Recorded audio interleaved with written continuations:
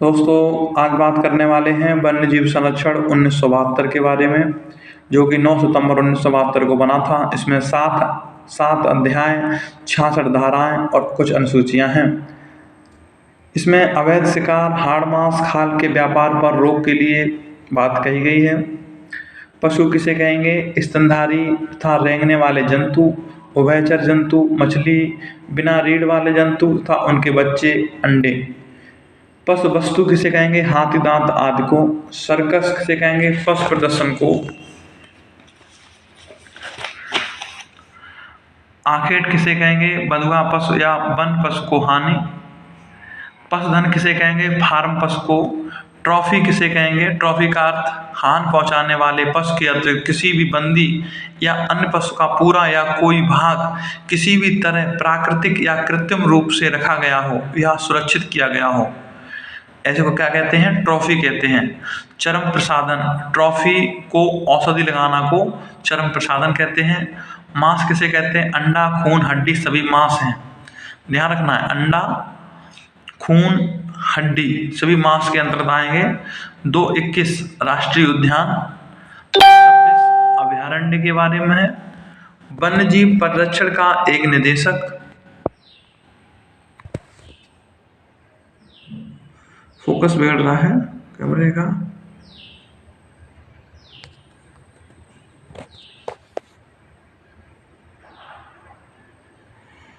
दोस्तों, आइए बात करते हैं 221 राष्ट्रीय उद्यान, 226 अभयारण्य। वन्य जीव परिरक्षण का एक निदेशक, एक सहायक निदेशक तथा अन्य अधिकारी और कर्मचारी की नियुक्ति केंद्र सरकार द्वारा होगी। धारा 4 में राज्य सरकार द्वारा एक मुख्य वन्यजीव अभिरक्षक, वन्यजीव अभिरक्षक, अवैतनिक वन्यजीव अभिरक्षक तथा आवश्यक अन्य अधिकारियों और कर्मचारियों की नियुक्ति। वन्यजीव हेतु राष्ट्रीय परिषद, अध्यक्ष रहेंगे प्रधानमंत्री, प्रभारी मंत्री उपाध्यक्ष रहेंगे।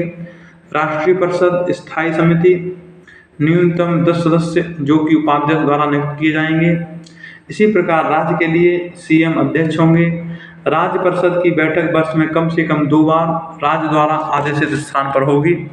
धारा 9 के अंतर्गत आखेट पर प्रतिबंध लगाया गया, अर्थात शिकार जो करते हैं, मारते हैं पशुओं को। धारा 11 आखेट की अनुमति यदि पशु मानव के लिए खतरनाक बन चुका है। यदि कोई पशु मानव के लिए खतरा बन चुका है तो ऐसी स्थिति में उस पशु को मारने की अनुमति भी दी जाती है।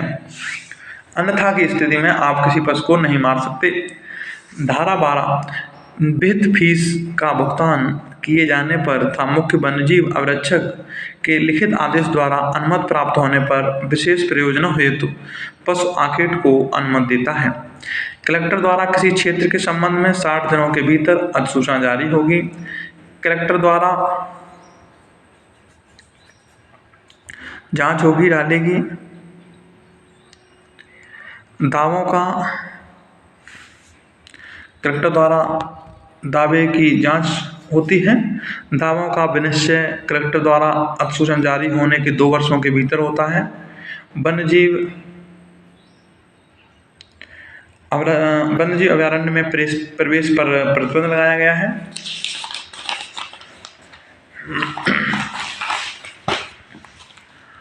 प्रवेश के लिए आवेदन पत्र पर एक मुख्य वन्यजीव अभिरक्षक अनुज्ञा देगा।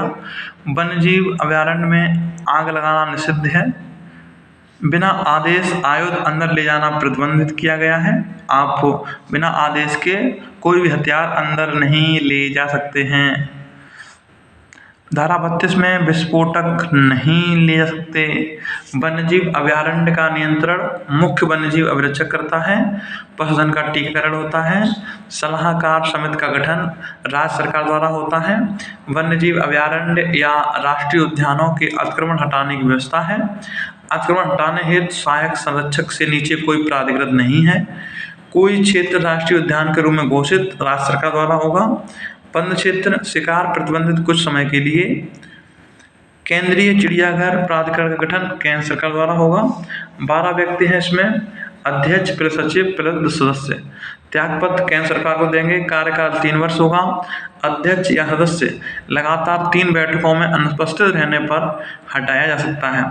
चिड़ियाघर बिना मान्यता नहीं चलेगा। किसी पशु को पकड़ना, विक्रय आदि बिना अनुज्ञा के नहीं। शोर मचाकर या चीख कर पशुओं को परेशान नहीं किया जाएगा।